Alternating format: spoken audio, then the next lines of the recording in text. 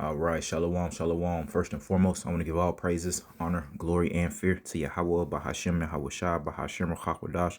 Also, I want to give double honors to the elders and apostles of Great Millstone, who I learned this truth from, and peace and love towards the Lord's hopeful elect. Back at it with another spiritual observation in relation to our exhaustion concerning this man, ESAU Edom, so-called white man. So I came across this article this morning when I woke up, and it says, this is from People. It says, teen who strangled and brutalized two girls has case dismissed without serving a day in prison. Dude's name is Jesse Butler, was charged with first degree, domestic assault and battery with strangulation attempted, and in the first degree, and by instrumentation in March 2005. And I read the article, and it's just a whole bunch of BS that pretty much is describing his family knew, the victim's family knew, the court knew, the judge knew that he really did this, all right? But it seems to be they're saying that this guy, Jesse Butler here, comes from a pretty prominent white family, all right? So I guess that's the reason why he got off scot-free. But I'm not going to waste you brothers and sisters' time, man. I just YouTubed and see who was talking about it, and here we go. So I'll let Esau's own people talk about what's going on here real quick. Do you guys remember Jesse Butler, who in 2024 was arrested for essaying and strangling two young girls? Well, this arrest is the closest thing he'll ever see to justice because the judge just dismissed his case completely. And not because he was innocent. No. It's because they believed that therapy and community service was enough for what he did. And if the victims hadn't been through enough already, they had to sit through the defense attorney standing up and basically painting him as the victim. The picture of him in those shades is just pissing me off. This is the judge who ruled on it, and there are a bunch. Man, do you see? With our discernment, come on, man, look at her. Look at Buddy. They look like they related. You know what I mean? Like, I'm talking about, like, that could be his damn grandma or something like that. People already looking into her prior cases, and they're disturbing to say the least as well. In case you didn't know, Jesse comes from I was saying they look evil, they look wicked, man. Hey, thus said Yahweh Shema Shah, because our discernment, man, we can discern these spirits, man. All right, and this is what the Lord has revealed unto us, man, starting with the Lord's prophets, who ESAU Edom was, and the fact that, hey, this man is wicked, but hey, this is his kingdom, and I'm gonna bring it out after these videos, how he's not in trouble like everybody that fuck else, man. All right, but hey, the Lord got them in a trick bag. He got them in a scope. So all we got to do is trust Yahweh Shema Shai. If need be, if the spirit, is upon you, put curses upon these idiots, man. For unjust, man. This is not justice, man. All right, this dude really did this because everybody. I don't know what the hell happened for real. But they're saying hell, he was convicted. All they really gave him was a community service type shit. He should have been, cause that ain't like stealing, bro. That's like some shit that you need to sit down for a little bit, bro. You choking folks and doing all type of shit, man. That's insane, man. This dude, hey, he didn't really get in trouble.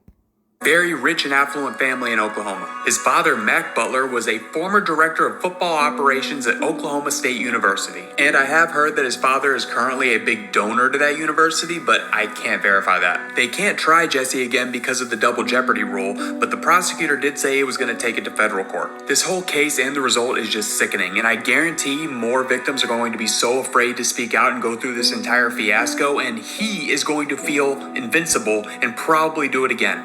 Do you guys remember Jesse? Right, but look at your boy Bill Cosby. I don't know, man. I don't really know the law, statutes of limitation like that. I could care less. But come on, man. They brought up Bill Cosby shit from back in the day. This shit happened in 2004, and this dude actually did this shit with some strangling. You know what I'm saying? And he got off scot-free. They shot Bill Cosby old ass down in prison for real, boy, for some shit that happened back in the day. You know what I'm saying? Good gracious, man. Pretty much the same type of stuff. But this guy, what he did was way worse than what Bill Cosby did, man, because he did it by force and violence. That's even worse, man. So that's what the Lord has revealed unto us, how they get down, man. And because this is this man's kingdom, man.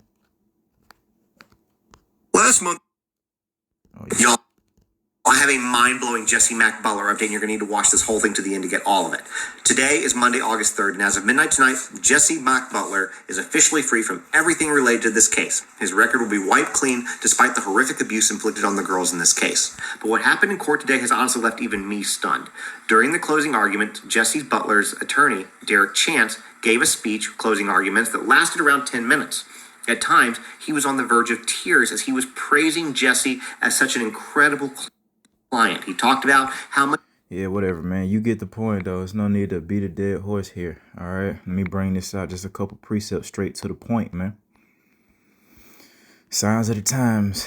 This is what the Lord has revealed unto us, man. He's exposed this man's nature. This is the book of Psalms, chapter 73, and we will start at verse 3.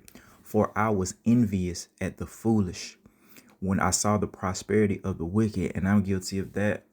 Even 2/3 of the nation of Israel, sometimes you get very pissed off watching our brothers and sisters quote unquote prosper while we supposed to be in captivity, while the Lord's hopeful elect be suffering, having to take the low and having to go without a lot of things that for the most part, you know, per repentance, they probably deserve to have more than the 2/3, man. It's very vexing, but especially Esau Edom, knowing that he's the wicked, knowing that he took this place by force and violence, man. All right. It's very, very vexing to watch the wicked prosper. It's vexing to watch the wicked commit the same type of shit that we commit and don't get no time for it, don't get in trouble. So we're gonna go down verse 4. For there are no bands in their death, but their strength is firm. Here's the point of it all. Here's the point of the whole epistle, of exactly what you just experienced with your boy Jesse Butler. They are not in trouble as other men, neither are they plagued like other men. There it is, man. Especially the so-called elite, starting with them first and foremost. They're not subject to some of the shit that we got to go through. What's it say? Being plagued like other men.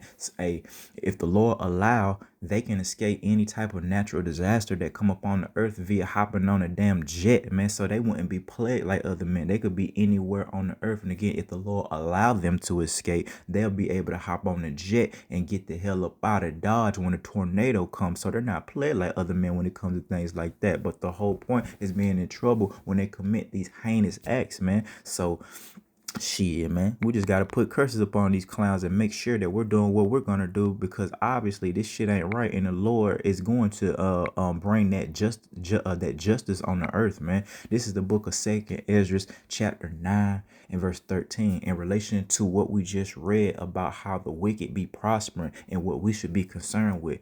And therefore be not thou curious how the ungodly shall be punished. So hey, don't worry, like, you know, 24/7 staying up, you know, and breaking out in the sweat. So we're worrying about how, you know, and when this fool gonna get judged from Yahweh Shema Hawashai, when 2/3 of the nation of Israel gonna be judged, and when, right? But inquire how the righteous shall be saved, whose the world is, and for whom the world is created. This world to come is created for a few, which is Yahweh Shah and his hopeful elect, man. And that's what we desire to be a part of. Everybody else, they're through, they're barred, they're banned from this kingdom, man. All right, 2/3, they're gonna have to be brought back in the kingdom in their right mind, man. Okay, but the whole point is pretty much the point of the epistle, man, concerning Esau Edom, right? How he's not in trouble like other men. So it's cool though. Book of Micah, chapter 2 and 1. Woe to them that devise iniquity, Esau Edom, man, and work evil upon their beds. Look at all this shit that's coming out, these pestilence, these diseases, these wars, how Esau Edom is invading all these places, man. They're working these evils upon their beds. Soon as they get up, it's going down. When the morning is light, they practice it, man, because it is in the power of their hand. And they covet fields, just like they covered this field of Mystery Babylon the Great, the so-called USA. They wanted this place. They wanted the resources. They wanted the people, all right, and take them by violence. So that is how they took this place, and they lied, man. They gave us a Pocahontas story, man. Yeah, I took it back to Pocahontas. old school Disney, you know what I mean? And take them by violence in houses and take them away so that they oppress a man in his house, even a man in his heritage. And remember, nobody's been more oppressed in relation to their heritage than the Hebrew Israelites, because we were so oppressed that we forgot who we were. We became a byword, an astonishment. So they called us nigger, they called us nigga, they called us black, African Americans, anything else but the true children of Yahweh, servants of Yahweh shot, man. All right, so they've practiced these things upon their beds, man. The scriptures speak about crafty counsel they've taken, against our hidden ones. Who are the hidden ones, man? I'll bring that out in the book of Psalms. Psalms 83 and 3. They have taken crafty counsel against our people and consulting against our hidden ones. They have said, come and let us cut them off from being a nation. There it is again, that heritage being, stripping away from these people, the Hebrew Israelites, that the name of Israel may be no more in remembrance. And they got to be our people, because the name of Israel stay in these motherfuckers' mouth, but it ain't in relation to the true children. They talking about them small hats, man. All right, so this got to be talking about the true children of Yahweh Bahashim Yahweh Shai. The scriptures speak about those that claim themselves to be the children of God, all right, but actually are of the synagogue of Satan, man, the church of Satan, a bunch of lies, hypocrisy, man.